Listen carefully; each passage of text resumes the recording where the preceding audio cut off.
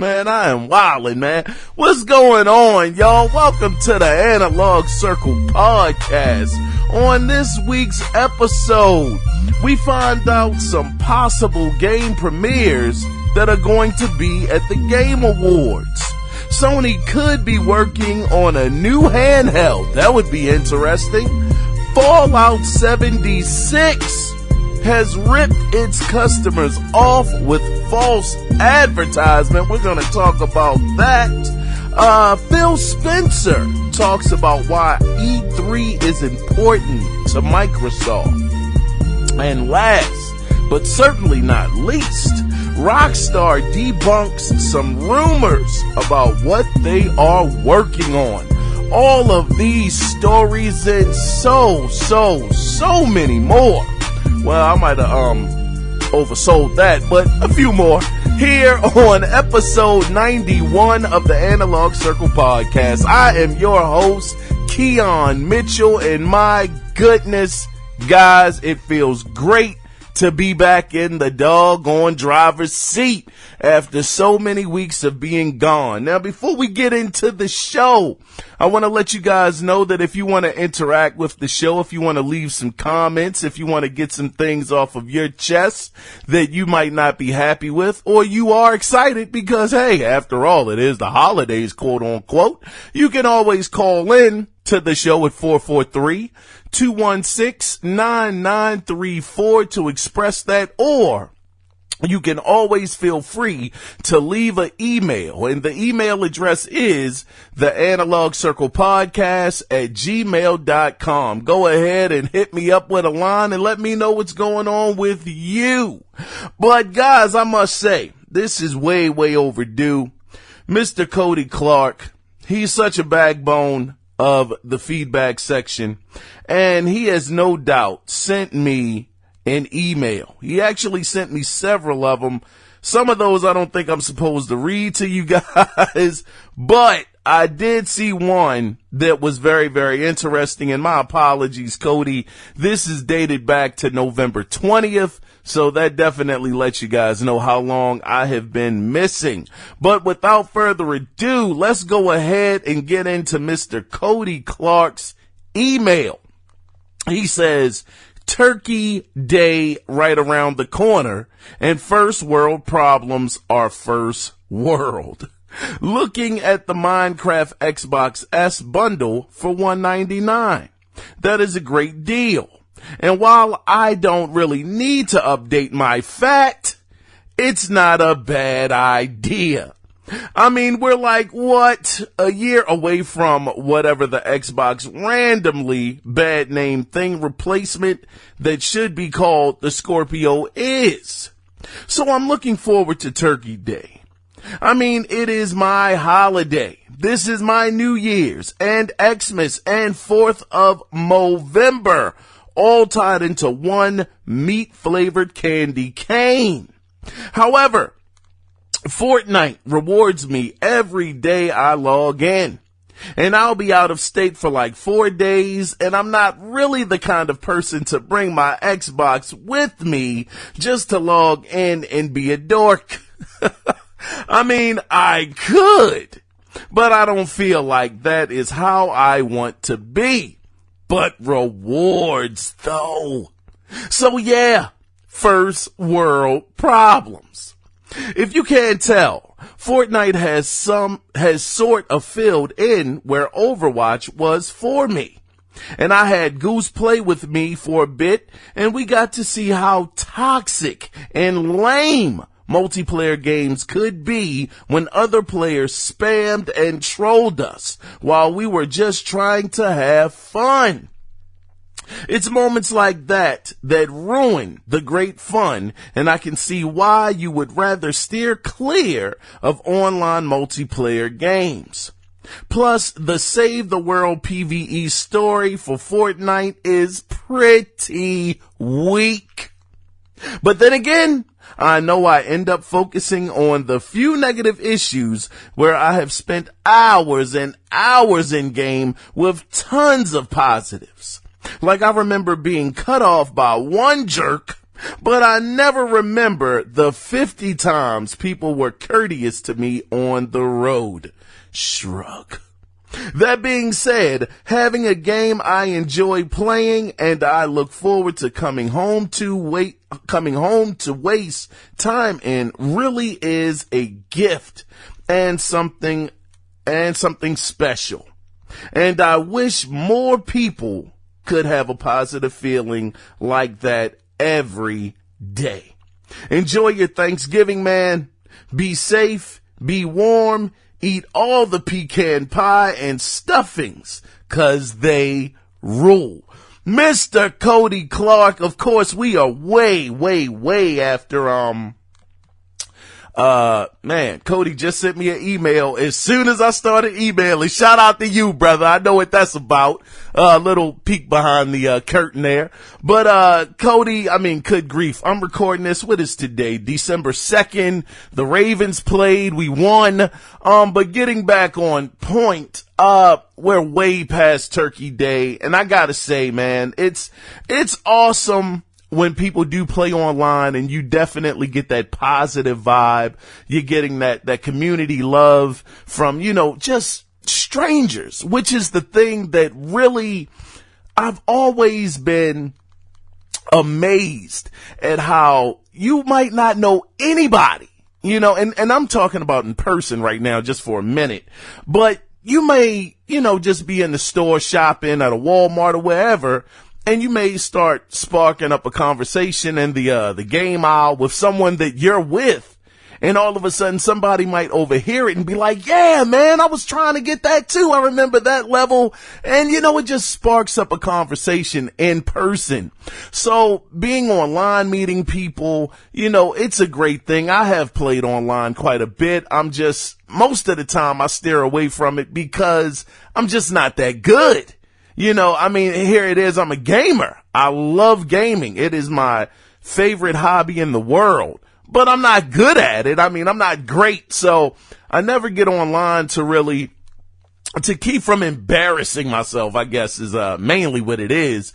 But I am glad to hear, though, Cody, that you did acknowledge that, hey, it was a couple of buttholes out there, a couple of jerks, cutting you off. But as you said, like 50 other people, though, were very, very generous and very helpful. So that's always great to hear, man. And I hope that your Thanksgiving was, fantastic. Mine was great. I was able to go over to my brother's house, spend time with my family. My uncle was there. My uncles were there. Some of my aunts were there. Nieces were there, nephews were there. Of course, my lady was there with me. Shout out to you, baby. And we just had a great time. Was able to sit, reminisce, talk, and just, eat up some great food. So it was absolutely fantastic. But I gotta tell you guys, outside of that, man, let me tell you, I had to go to work the next day. Truck driver's life is always complicated when it comes to being home and working. But I had to go to work the next day. I had to get up about 4:00 in the morning. So I knew I wasn't going to be able to participate. Matter of fact, before I, God dog, I'm about to go on a whole tangent. Cody, I appreciate the email, brother. Thank you so much. I'm out of practice, baby. I'm out of practice, man. But, Cody, thank you so much, man. You definitely keep the feedback section alive. And like I said, if any of you guys want to chime in, feel free to as well. But, just kind of skipping to the next topic. Black Friday. I knew I had to go to work, so I knew I wasn't going to be home. Or I didn't want to chance it either, going out there at 4:00 in the afternoon. Then again, they opened up at 5. I'm like, nah, I ain't gonna have time. So thankfully, man, shout out to Best Buy for this one, brother. I had went on to Best Buy's website because all I wanted, I could care less about the TVs. I didn't really care about getting an X, even though that would have been dope as ever. I just wanted the PlayStation VR. That was my whole main goal for Black Friday. So what I did was I said, you know what? I'm just going to see in the morning, Friday, can I order this online? And let me tell you something. Best Buy was running the same Black Friday deals on their website. I was so amazed because I went to Target. They didn't have it. I went to Walmart. They didn't have it. And what I mean by they didn't have it was they weren't putting their same Black Friday deals on their website. So I was like, man, this sucks. But Best Buy, god darn, they did the impossible for that day. And I was able to order it and do a pickup at the store. I got the PlayStation VR bundled in with the camera, with Moss and Astrobot for $199. $199, man. I could not believe my good fortune. I got home Saturday from North Carolina, went right to the store, picked it up, no problems, had it right in the back. Everything was fantastic, man. So Black Friday for me, it was an absolute win. I know it's way past that now, but I would love to hear what some of you guys picked up for Black Friday. But moving on from there, I want to let you guys know what I've been into because, man, some very, very interesting things, man. I'm going to tell you, I was at, some of you guys may be familiar with this that are from Maryland, some may not be, but I was out at Laurel Racetrack, and Laurel is not too far from DC. It's kind of on the outskirts of, Maryland. Is borderlining between DC and, Maryland. So I went out there and, went to, see the horses race. It was this big festival. It was drinking, it was, good food, and it was horse races. So I went out there strictly for that. Me and my lady, we were hanging out with, her cousins, and it was a good time. We had a fantastic time. And, she so happened to have to go get some money from an ATM to place a bet. And as we were going back to find the ATM, they were like, you got to go around the corner. So I'm like, oh, shucks, I didn't even know this was back here. But while I'm going back there to the back, lo and behold, I stumble. And I mean, this is literally a stumble. I stumble across a Super Smash Brothers doggone tournament back there. Now, I want to let you guys know, this was huge for me because being on the East Coast, I never hear about us really getting any tournaments on this side. They're usually out in Cali or out on the West Coast. So, especially for it to be in Maryland, that was just an amazing moment for me. So, we all know that Super Smash Brothers is coming up. And if you guys are interested in checking this out, because I was talking to some of the guys that were going to be participating. I mean, it is the doggone layout is so dope, man. And if you guys are interested and, just being a part of this, go to the website. It's smash.gg/launch. They're going to be playing Super Smash Brothers on December 8th there. It's going to be an ultimate tournament. Well, an ultimate event.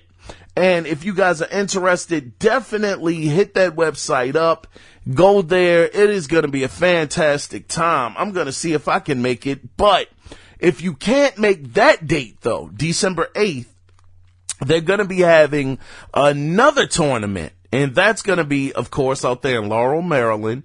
And it's going to be during MLK weekend, which is January 19th and the 20th. And once again, if you guys are interested, already 200 people plus have signed up for this already. So if you want to be in the crowd or if you want to participate, go to smash.gg/glitch6. Go over there, register, do what you got to do.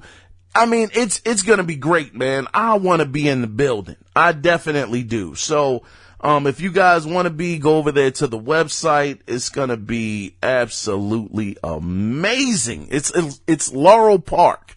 That's where it is. But outside of that, that was a fun time and a heck of a mind blow for me. I was so amazed that it was back there. And like, God, dog, this is crazy. Like 200 screens. Oh, it was great. But, outside of that, I feel like I'm being a little long-winded this week, but shoot, I've been gone for a while, man. I miss y'all when I'm gone like this. I get busy and work and all of that, but nobody wants to hear that crap. But outside of that, I finally, oh my gosh, man, goodness gracious, I finally beat God of War last night. It wasn't even last night. It was 5:00 this morning. That game, oh my gosh, let me wipe my brow off for a minute. Man, listen, I know that everybody has Red Dead Redemption 2 winning game of the year. I have Red Dead Redemption 2. I have not even touched it. And you might be saying, why haven't you played it yet? Because my backlog, I'm so disrespectful with my backlog, brother. You know, I said, you know what? I have to at least bare minimum beat God of War. This was back in April when I bought this game. I have to do it out of respect. And let me tell you, good gosh, you want to talk about an amazing experience from front to back, from the top to the bottom, from the beginning to the very, very, very last second. God of War on the PlayStation 4 has to be one of the greatest games that I have ever played. I mean that wholeheartedly, a perfect 10. It is nothing about that game, in my opinion, my humble opinion, that says that it is a 8, that it is a 9. That is a game that is a 10. And it's the story, it's the graphics, it's the gameplay, it's a bit of a twisting of the story. It is the character interactions. It is the different paths and things that happen in this game, all wrapped into one to the very last minute, that makes this game an absolute marvel. Cory Barlog, brother, I don't know if you can ever repeat this kind of game again, but my goodness, for you to have such an amazing body of work underneath your belt, you can retire on top, sir. Even if your next game doesn't meet the pinnacle of this one, you have absolutely outdone yourself, you and your team, with this game. I mean, the ending, no spoilers, trust me, not a one. But the ending was so darn just fantastic. Oh my gosh, man. Outside of that though, cause I'm really running long here. Outside of that, man, shoot, I almost forgot. God dog, man. I was supposed to be giving this out at the beginning of the show, but this is what happens when you take like 60 weeks off. But, for you Nintendo guys, you know, y'all probably thought I forgot about y'all, man. I was showing, you know, the Sony guys love, showing Microsoft some love.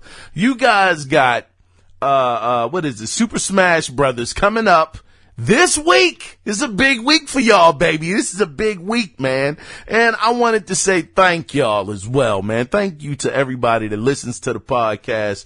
But this week, this is for y'all. Nintendo guys, get your pens out, get on your controllers, and get ready to write this code down to get $20 off of Super Smash Brothers or whatever you want to buy in the eShop. Now, before any of you say, wait a minute, you were giving PlayStation guys 25 and Microsoft guys 25. What's up with the 20?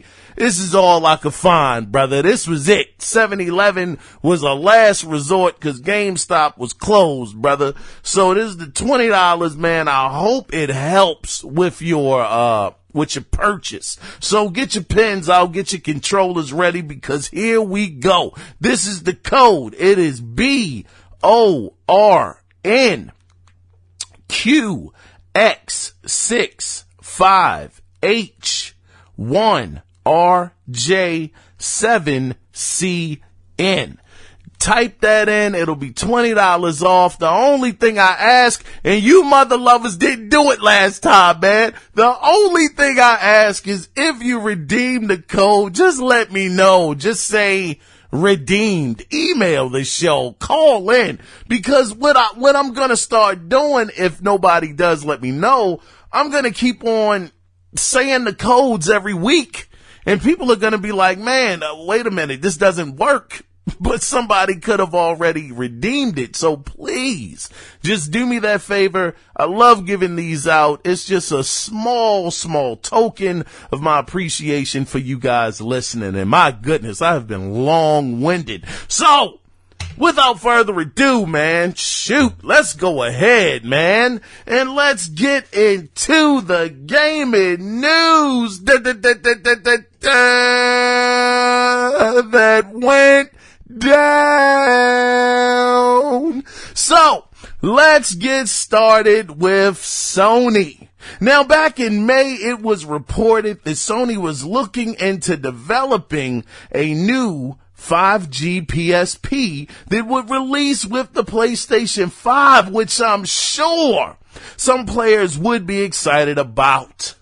Well, the plot has thickened because according to Techtastic, Sony has obtained a patent for a brand new cartridge format. Now, the technology is designed to be used in an electric game, an electric game cartridge. Now, as far as the cartridge design goes, it's actually a cross between a PlayStation memory card and a SanDisk memory card. Now, does this cement the fact that Sony is going to try for a third time to crack the handheld market? More importantly, should they even try at this point? I gotta tell you, the PSP, I bought the PlayStation Portable, and I thought it was a fantastic device.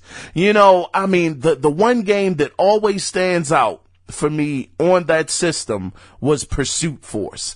That game was absolutely phenomenal, and the wheelman actually jacked that mechanic. You know, similar to Cliffy B when he jacked, I forgot the other game that had the cover system first, but you guys know what it was. Outside of that, then you had the PlayStation Vita. That came out. They tried to make it kind of a hybrid where you could play the PlayStation 3 on it. Didn't quite work.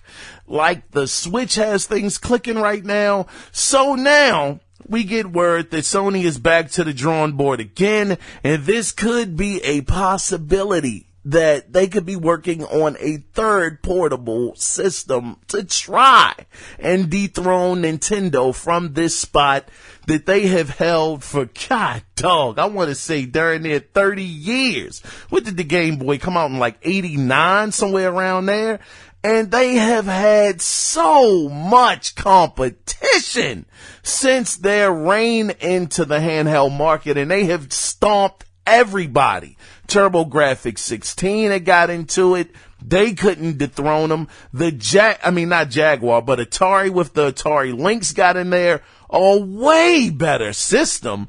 Color, graphics were great. Had Ninja Gaiden on there, the arcade version of Ninja Gaiden. It couldn't match it. You had Sega come out with the Game Gear, which was better again, another better handheld. Doggone look darn near like console graphic. I might be stretching a little bit on the Game Gear with that one, but they fell. And then they came out with the Nomad, which you could play the Genesis games on, the actual cartridges themselves, and it failed. And the whole time, this is just the kicker, the whole time Nintendo, with their Game Boy Advance, or whatever Game Boy system they had, it was always underpowered, but it always performed as far as the sales went, way higher than the competition. So for Sony to throw their head back into the ring again, I give them a lot of credit. I mean, you know, look, you can't tell people what to do. But Sony, I think you should just throw in the daggone towel. Throw in the towel on this one, man. Shoot like Rocky IV. Throw in the daggone towel. Don't do it, man. Nintendo is on a tear right now. The Switch, they're talking about the Switch is gonna overpower the PlayStation 4 next year in sales. I don't know if that's gonna happen, but you gotta think. Sony is coming up on like 90 million consoles sold. I mean, eventually you are gonna run out of road, but for them to say that Nintendo is gonna take them over in 2019, I don't know. But my point is, throw in the towel, Sony. God dag. Unless you got some amazing plan that's gonna make this stand out like nothing ever before it, don't even do it. But I would love to get you guys' ideas on this and how you feel about it. But let's move on to the next story. Now, in Death Stranding news, and this is very interesting, and I have to let you guys know before I go any further, I'm gonna have to put a disclaimer up in the title. In this podcast, there are going to be some possible, and I think I alluded to it in the beginning, but there may be some possible spoilers with the Game Awards in this episode. So if you want to go into the Game Awards with a clean slate, not knowing anything, and I know that feeling because I like to go into E3 like that. I don't want to know a darn thing. You might want to sit this week's episode out, but if you're down for it and you want to know what people are speculating may be there, then stick around and we'll have a great time. So here we go, on to the news now, Death Stranding news, that is. And this is very interesting. Now, I mean, look, this is, Walmart. Okay. All right. Let's just get into it. Walmart Canada is at it again, being a gaming date snitch. You know how they do. They being a gaming date snitch informant again, saying that the game would be released in June. They're saying Death Stranding is going to be released in June. Now, as always, as I say every single time when it comes to this, take this with a mustard seed of truth. But let's not forget, these are the same guys that guessed several E3 games, including Rage 2, that I never, ever, ever would have thought was going to be on that list. I think when that list came out, everybody said everything seems almost plausible except for Rage 2. Everybody said that is not going to happen. And sure enough, what shows up? Mother-loving Rage 2. Now let's add to this. Let's add a little more validity to this situation, because Jeff Keighley, he tweeted something very interesting, and I quote, he says, "Today we start transitioning into hashtag the Game Awards world premiere." Excuse me. And there are a lot of games we won't be talking about at all until the show. And he put in parentheses, "all eyes on you at Walmart Canada." He continues to say, "But we do have some great things to tease, announce in the week ahead." The actual tweet, now this is the thing, the actual tweet between, it's a guy named Yenob and Walmart was, now if you guys are wondering who Yenob is, he was a guy that actually asked Walmart about this. Well, he asked Jeff to elaborate. And Walmart basically said this game is up for pre-order and it's coming out in June. So here we go. He says, as per the information stated for this item, this is a pre-order that will ship in June. That's the end of the quote. I butchered the heck out of that, but basically Canada are being snitches again. Walmart Canada talking about Death Stranding will be out in June. Now, will this be the case? I don't know, man, but with Jeff tweeting that out and putting in parentheses, "all eyes on you at Walmart Canada," obviously I would have to believe that Walmart has some kind of, this seems like this may be a little truth in this situation. And that would be absolutely amazing. Am I looking forward to Death Stranding? No, I am absolutely not. I have no idea what this game is, but for the people that are looking forward to it, at least you do know that possibly, quite possibly, it could be coming out next year, which would kind of be, I would say that might be pretty precise, because when you think about it, Days Gone, I think that got pushed back till March. That's one of the AAA games that Sony has on the docket. And then, if you think about it, if Death Stranding is coming out in June, that would be the 2 games out of the 4, I believe, that was shown at E3 for the year. Then that would mean possibly next year, you might get The Last of Us 2 and Ghost of Tsushima. So it makes sense, and we're talking about this is going to be, we're like nearing the end of the console generation. I don't know, man. It may make sense, but once again, like I say, take it with a grain of salt. Moving on to the next story. Now, this next story is for my Dragon Age fans, brethren. Okay, you guys out there. Now, Casey Hudson, who is BioWare's general manager, had some very interesting things to say on his blog pertaining to the title, and I quote, "Dragon Age is an incredibly important franchise in our studio, and we're excited to continue its legacy. Look for more on this in the coming month." In parentheses, he writes, "though I won't tell you where to look." End of quote. Now, I think this is a pretty sure bet that we will see something at the Video Game Awards, okay, at the VGAs, or is it just the Gaming Awards now?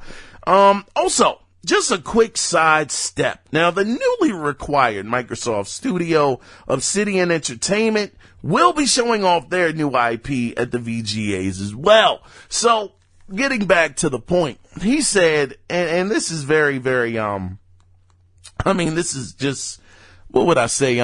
It's just out there. He just says coming in the month. Okay. He didn't say months, and then he puts in parentheses, I'm not going to tell you, where to look. We know that the VGAs or the Game Awards, it's coming up, the 6th of December, this week, I believe this Thursday. So for any of you guys that are interested, that want to know where Dragon Age is going to, be on the lookout for the VGAs. And you might just get your fix there. Now, moving on, and I'm butchering the show, but thank you so much for continuing to hang in there with a brother. But in more unfortunate Bethesda news, God dag Bethesda, you mother lovers.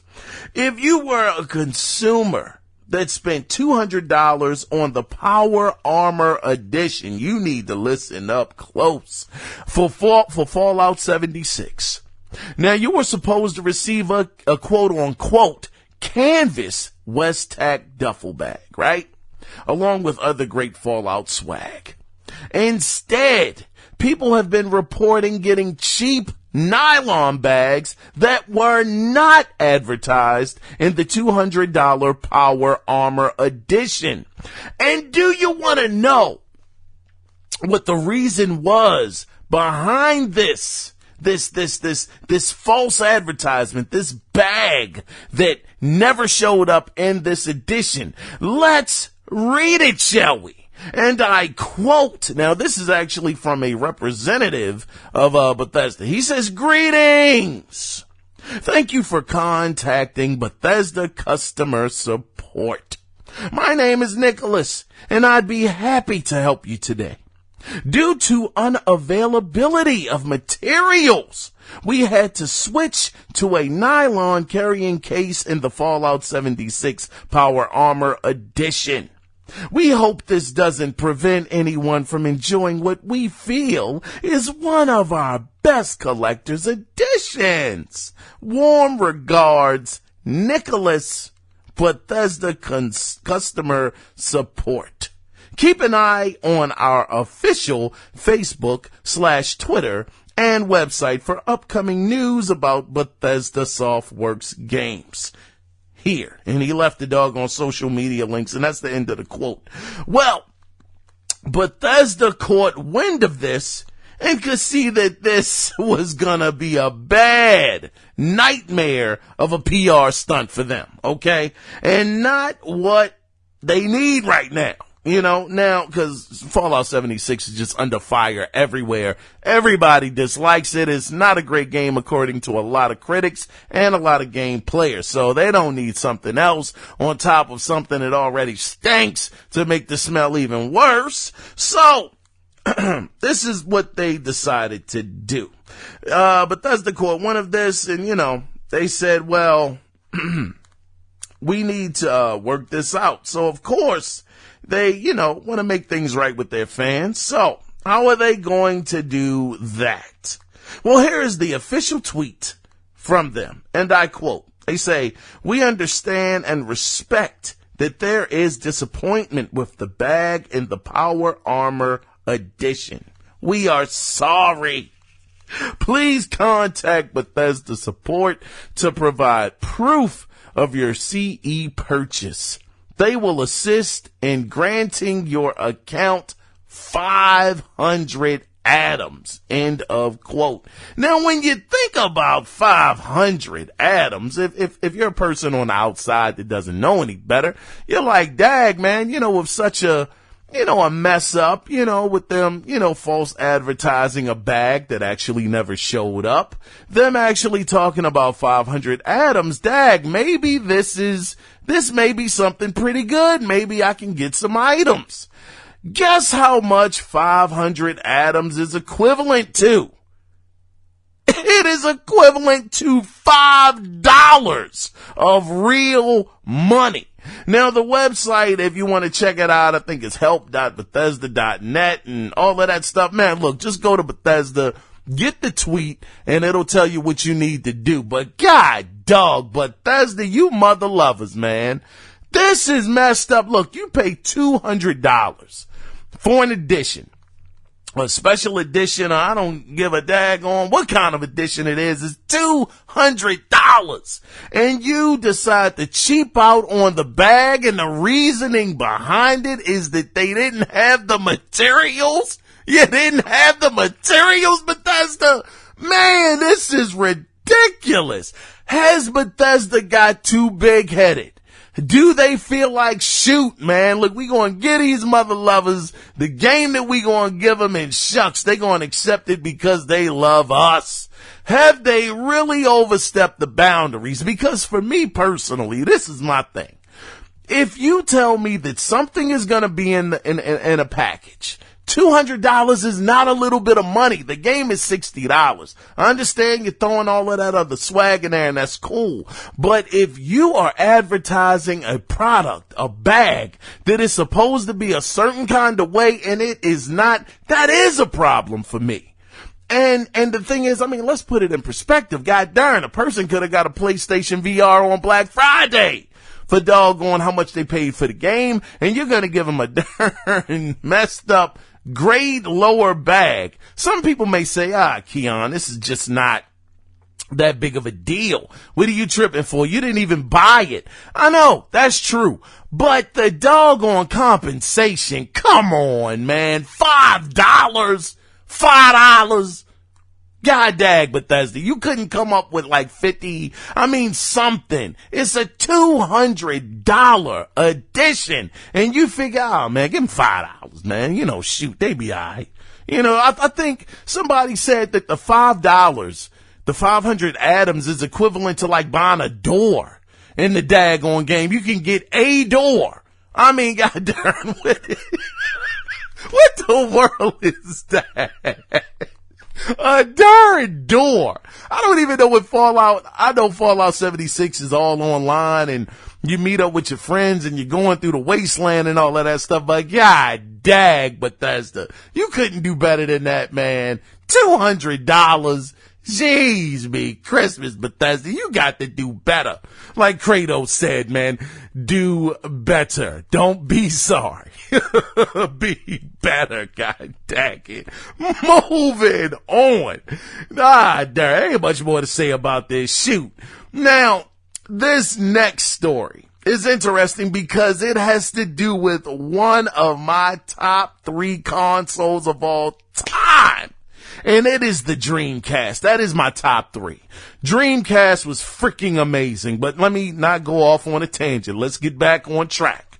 Now, this info comes way of Twitter. Twitter was busy, I dug it. Now, it's from the official Sega Japan Twitter account, which tweeted out an image with different color variations to choose from for a Dreamcast Mini. Now, one of the coolest things about this was it looks like the VMU, oh my gosh, will be included with the mini console. The one showed a keyboard there as well. And once again, now I have to say, this has not been 100% confirmed. But if you want to take a look at the tweet and judge it for yourself, type in Dreamcast Gaga, all one word. That's Dreamcast Gaga over on Twitter. It is there. It's showing all of these different Dreamcasts. They look many. I think one was pink, one was red, one was a dark red. And when I saw the VMU, let me just let you guys know something, man. The Dreamcast, Sega had burnt themselves out so much during their lifetime. I mean, with those add-ons, the 32X, the Sega CD, then it went to, what was the other thing? They went to the Sega Saturn. It was overpriced. They just were having so many stumbles. I mean, the Nomad, the Game Gear, they just couldn't get on track. They were coming out with a new product, seemed like every year. And it just caught up to them to the point that when they finally got that gem, they got that jewel that could have really put them back on top. They had just wasted so much money on these different consoles and resources that when the Dreamcast came out, the PlayStation 2 just slammed it. I mean, it killed it. But the Dreamcast was so ahead of its time. I mean, the first console I'd ever seen with a keyboard where you could the first console where you could go online, play Phantasy Star. The first console where you had a microphone that you could talk to, what was the game? Seaman? Man, god darn, Seaman. That's just, man, that's terrible. But the game it was just so cool where it would remember the words that you would tell it. It was just such a phenomenal console for ports for the controllers. I mean, that wasn't new. The N64 had did it first, but the thing was the VMUs. Oh my gosh. The memory cards were freaking amazing because if you played certain games, you would see animations on the screen or you might see your health bar. You could actually, if your friend had a VMU, you could actually connect them together and play games. It was just so ahead of its time, man. God darn. So when I heard, I'm not always on board with all of these new minis and, all of these different consoles that come out. I'm not always on board. Like the PlayStation Mini, I'm not picking that up. You can keep that. But the Dreamcast, good grief, man. Power Stone 1, Power Stone 2, Blue Stinger wasn't a great game, but it was the first game I'd ever played where one of the main characters called somebody a SOB. I'll never forget that. I was like, holy smoke, he said the B word. Oh my gosh. And you gotta remember, this is back in 99. Games weren't cursing like that yet. So it was just, oh my gosh, man, House of the Dead with the light gun. Come on, man. Look, if you don't know about the Dreamcast, do your gaming research. So if this thing is real and they have a great lineup on it, man, I might just have to pick this up. And I got a Dreamcast in the box right now. I do. But if they come out with this, good grief, man, I just might have to jump on this, brother.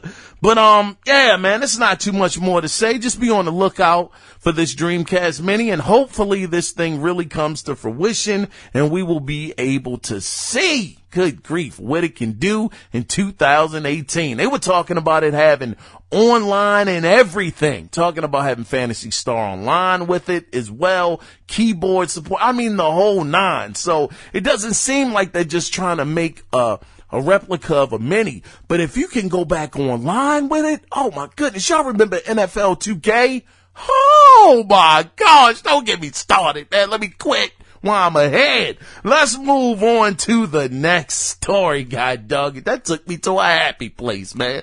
Now, in Xbox news, if you are tired of long load times, and I know that we're in the age of options. This is the beauty of this, so check this out. If you are tired of long load times for your games, Seagate may have the solution to your problems. Entitled The Game Drive SSD or solid state drive comes in now you can get it in different capacities. It comes in a 500 gigabyte, a 1 terabyte, and a 2 terabyte variation. Now the prices vary from $155 to $310. And if you want to go for the 2 terabyte, god dag, you better have a heck of a wallet size because it's going to cost you a whopping $650. I can't do it. God dog. Now, as far as let me get this right, man. Good grief. Now, as far as how much faster load times are, the test results are as follows. Now, for Shadow of the Tomb Raider, which is a great game, using the internal Xbox One X hard drive, it took 1 minute and 11.21 seconds to load. Now, with the Game Drive SSD external USB 3.0, it took 31.81 seconds off. God darn, it split it in freaking half pretty much. 31.81 versus 1 minute and 11.21 seconds. Now, if you want to know about some more, they got a few more here. For Assassin's Creed, it took 46.30 seconds for the internal hard drive for the original Xbox One X, that hard drive. But if you have the Seagate, it took 25.55 seconds with that. Hitman 2, the original time on the Xbox One X internal is 45.23 seconds on the hard drive. And let me see, it took 24.84 seconds for the external. Now, these results were done by a person that goes by the name of Mr. Jeff Grubb, who's actually over at Venture Beat. Now, to buy the hard drive, all you got to do is go visit Seagate.com. I actually got to shout out Cody Clark. I think he was actually talking about this a day or so after I had actually found this story. So shout out to you, Cody. I don't know, brother. You might want to pick this up. These are some great times, but I gotta say, man, jeez me Christmas, $650 for a 2 terabyte. I bought a 4 terabyte external Seagate hard drive for the Xbox One, and it was like $110. I mean, no, it's not a SSD, but good grief, I just want to put the games on there. But once again, like I said earlier, we live in the age of options. So if this is something that you want to do and you want to shave off some time from the loading, then this may be a great option for you. Into the next story, excuse me. Now, we all found out just a few short weeks ago that Sony will be skipping E3 2019 to try and find other ways to interact with their fan base. That's what they said, pretty much. Now, some people believe Sony doesn't need E3, and others say E3 is dying and becoming irrelevant. So if people feeling this way, some have even asked, why is Microsoft even showing up to E3? I mean, what is the point? Well, Phil Spencer talked to the senior producer, Justin Robbie, who actually works on Age of Empires, Justin Robbie, about shows like E3, and had this to say, and I quote, "Now, I'd say most of our efforts and the reason why we like E3 the way we do, we could do this on our own or direct. We just think it's an awesome and frankly convenient way for the fans to experience video games." He continued to say, "I think we do it because it's a U.S. celebration in L.A. where it's easy for people in the U.S. to come to one place and just share their love of video games. As far as the future," that's the end of the quote, "but as far as the future of E3, Phil said, and I quote, "My hope is that E3 continues to grow. I think it's got to change in some ways." End of quote. So it looks like for Phil, he is truly in it for the fans. It seems like that's why they go. They think it's a convenient place for all of the fans to go to just celebrate gaming. That's what they enjoy about it. And I think even further on in the article, he said that he treats E3 similar to XO and to FanFest. You know, he treats E3 the same way as he would those other events, Gamescom as well. So for Phil and his team, it's all about the players. That's what it seems like it is. And I must say, I never got a chance to really talk about how I felt about Sony actually missing out on E3 for next year. I'm going to be completely honest with you guys and say, it's going to be a sad E3, man. I mean, look, everybody here knows I am predominantly a Xbox fan. That is my console of choice. That is the console that I game on. But also PlayStation, I could never deny PlayStation because they have some absolutely incredible games that I just could never miss out on. But I tell you, with Microsoft being the only one basically at E3 in the classic form, you know, because Nintendo was going to do a direct and not really be on stage live, it's going to be Microsoft. And, oh man, I love seeing what Sony's going to come up with at E3. And with them not being there, they are going to be sorely, sorely missed. And I don't know how I'm going to feel about E3 next year. It's some of the excitement. Yes, it is truly gone out of the window for me. I'm very excited that Microsoft is going to be there. I'm glad they didn't book off. But man, I love seeing Sony and Microsoft battle it out. That is what it's all about. No diss to Nintendo, but Nintendo has said on record that they are not competing with Sony and Microsoft. So we all tune into E3 to see the two big heavyweights go at it. And with one of them not being there in the title bout, in the Super Bowl of gaming, it's pretty darn disheartening, just as a gamer, not as a fan of one brand, but just as a game player. It definitely hurts and stings a little bit, but hopefully they'll have their PSX or they'll show up at Gamescom and show something, you know, but Sony has been very, very quiet, man. They've been missing out on all kinds of events. A lot of people, including myself, are saying that they just don't have anything left in the tank right now.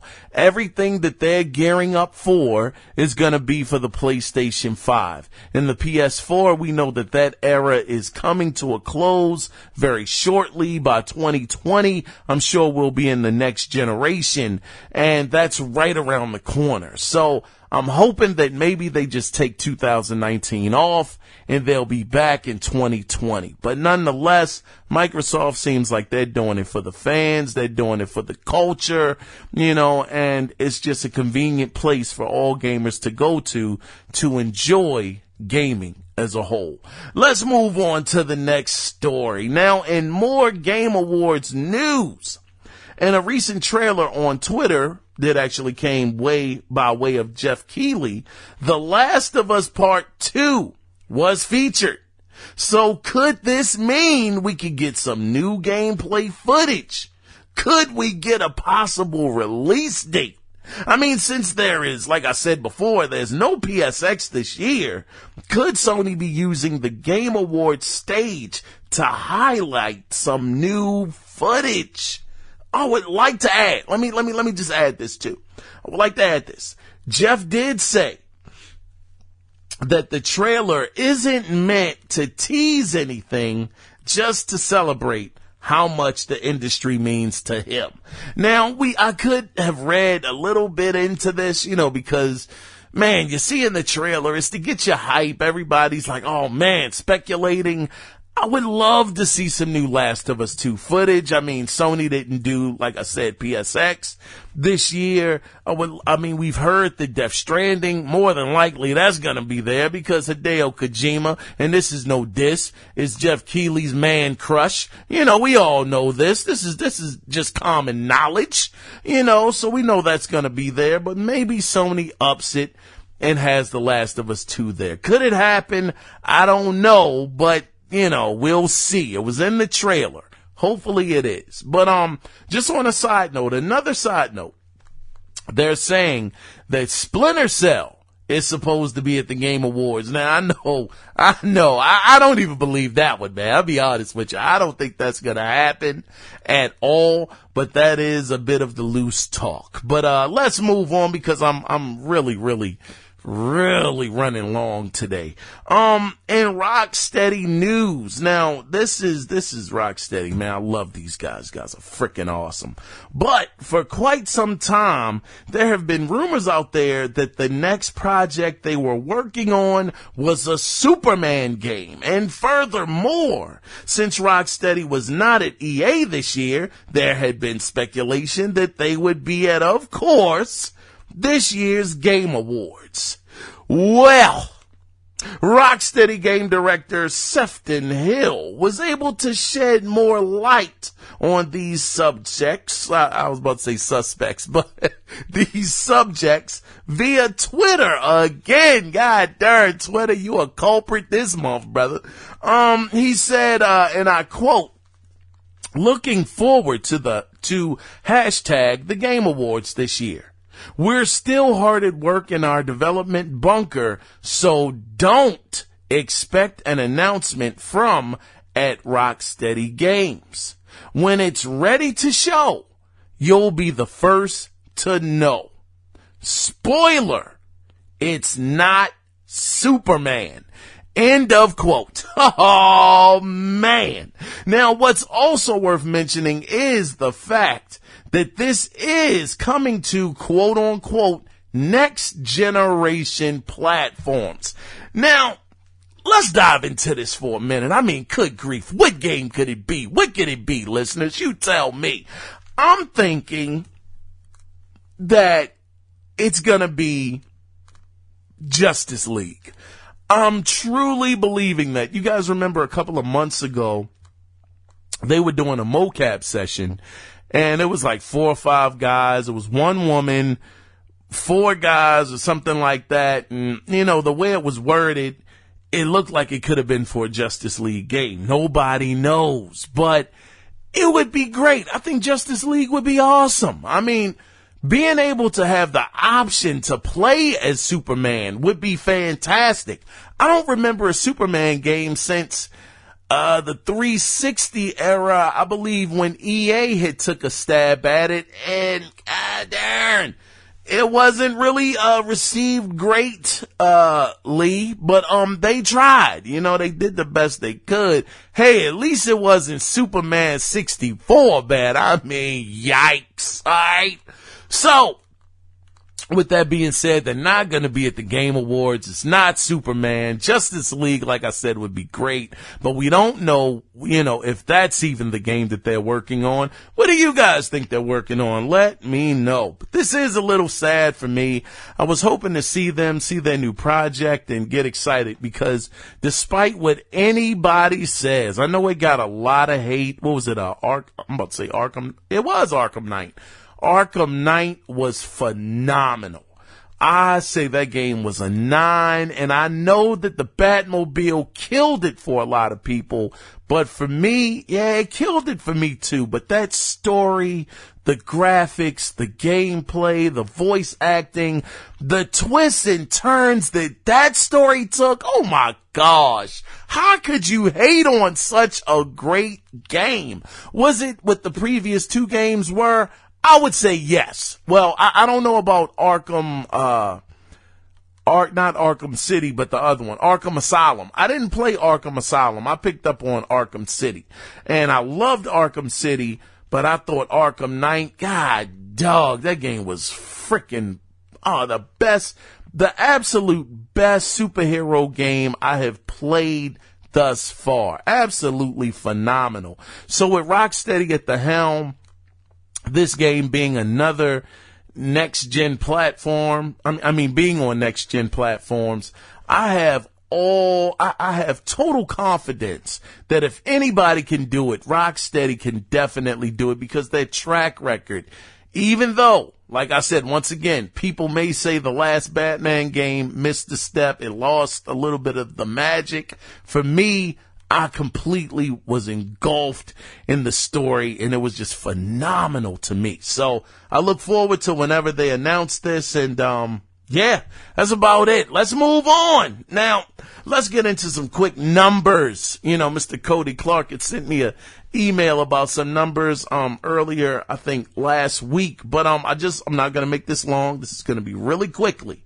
But it has been reported that Microsoft's gaming revenue, this is just the gaming section there, gaming revenue exceeded $10 billion in fiscal year 2018, which actually ended June 30th. And they have more than 57 million monthly active users. Now, I'm sure that's going to be a cross of 360 and Xbox One players. But a lot of people, once again, were saying that Microsoft was going to be shutting down the division, the Xbox division. Here it is. They've made $10 billion, which is absolutely phenomenal. I think it's up 14% from last year. Shout out to Cody Clark. Shout out to Mike J. Shout out to Goose for being on the show when we were talking about the numbers. They were explaining a ton to me because I wasn't too sure about it. But check out that episode. It's How to Invest in Gaming. It was a fantastic conversation that I had with those brothers, and I think you guys would enjoy it as well. But it's not much more to say about this. I know Satya Nadella, he actually said that they're going to be investing in gaming very heavily. It's been talk out there that Microsoft is still on the hunt for more studios out there. There's been some loose talk that they're looking into acquiring IO Interactive, which is the studio behind Hitman, the Hitman franchise, and the Hitman 2 didn't do very well this time out, and I think a lot of people were kind of turned off from it because the first Hitman was episodic, and I think, a lot of people aren't into that now. We see what happened to Telltale Games, unfortunately. That was their format, and I think people just want the product right then and there in full.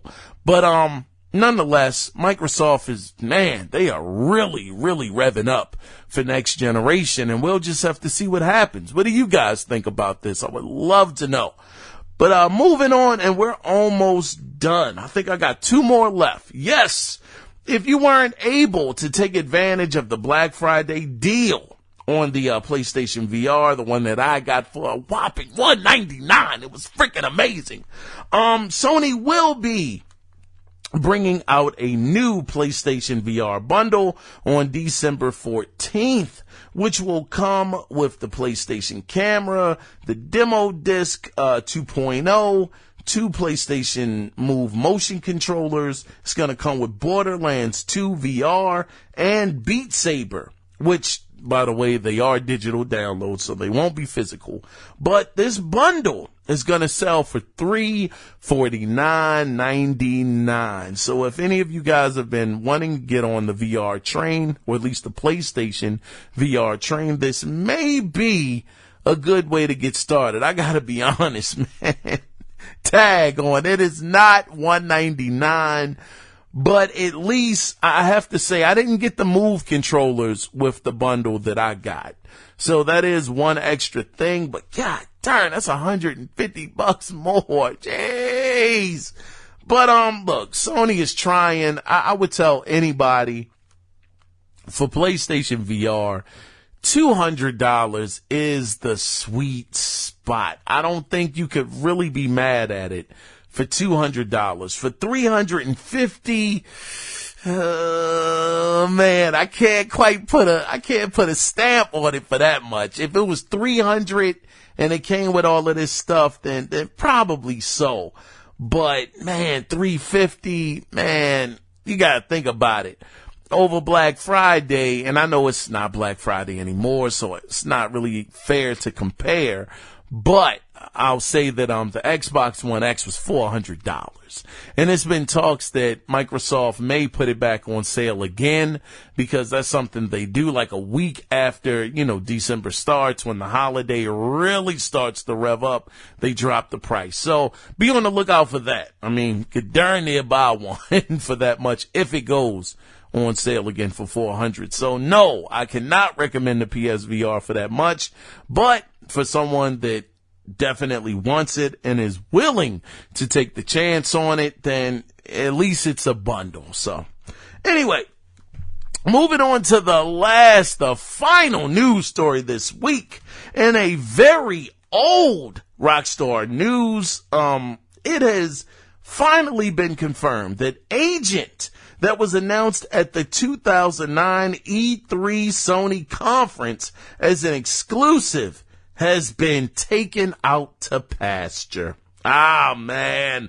According to the U.S. Patent and Trademark Office website, which was actually spotted by DualShockers, got to give them a shout because this is something they found, they stated that the trademark is, and I quote, dead, refused, dismissed, or invalidated. So for anybody that thought that Agent was still coming out, that it was still coming to the PlayStation brand, this lets you know that it is dead, and bow, caught one to the back of the skull in the pasture. Oh my gosh.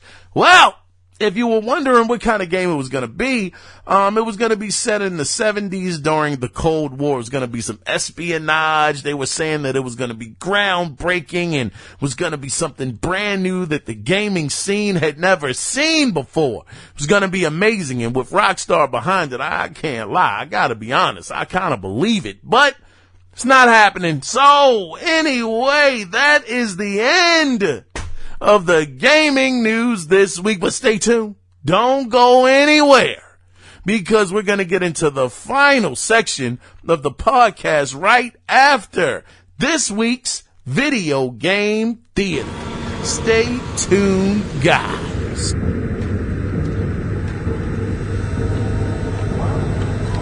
Your O2 stat is plummeting. You need a medic now, Sam. Sadiq wants this one alive. Sam, do you copy? He isn't responding. I'm moving in.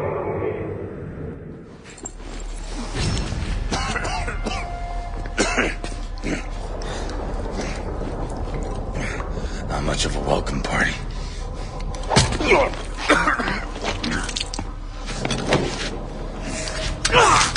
Did I give you an order? I just thought... Now you'll remember.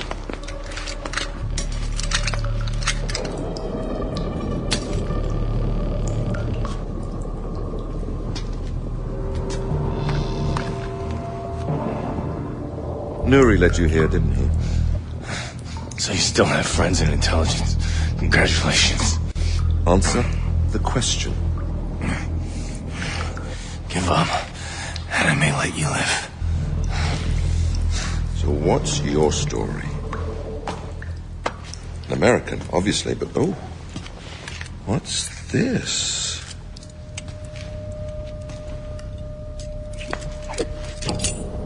Karambit.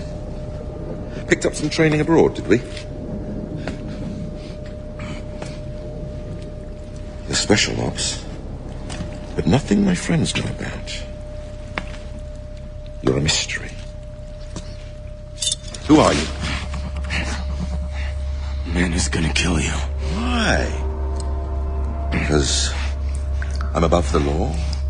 Because I kill for a purpose? But then, I'm no different than you. You murder innocent people.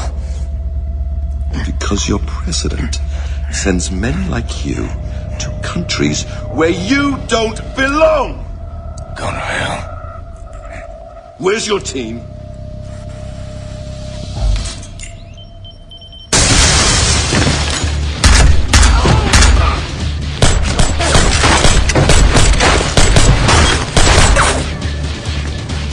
That's a Makarov. You've only got one shot left. You better make it count. Are you sure? Because one is all I need. Take home, Briggs. That's a negative, Sam. And welcome back, guys. Welcome back. We are in the final section of the podcast, and as always in this section, I ask you, the listener, a question. And this week's question is fitting because we are on the cusp of the Gaming Awards. So, the question this week is, what's your choice for Game of the Year? Me personally, my Game of the Year is without question God of War. It has been absolutely an amazing roller coaster of a ride. Graphically, it is absolutely stunning. The story was fantastic, very compelling, and I can't say enough positive things about it. The game is a perfect 10. I understand why it got those ratings. I thought it might have been slightly high, but once I finished the game, I fully understood why it deserved those perfect scores. So with that being said, that is my answer, but I want to get you guys' answer. And if you want to be a part of this conversation, you can always email the show. The email address is the Analog Circle Podcast at gmail.com, or you can feel free to call in on the hotline. And the phone number is 443-216-9934. I was your host, Kiaun Mitchell, and I truly appreciate you guys coming out and spending some time with me.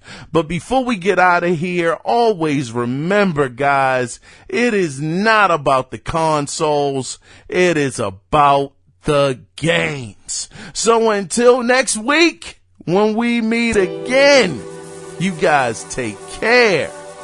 Be safe out there. Bye-bye.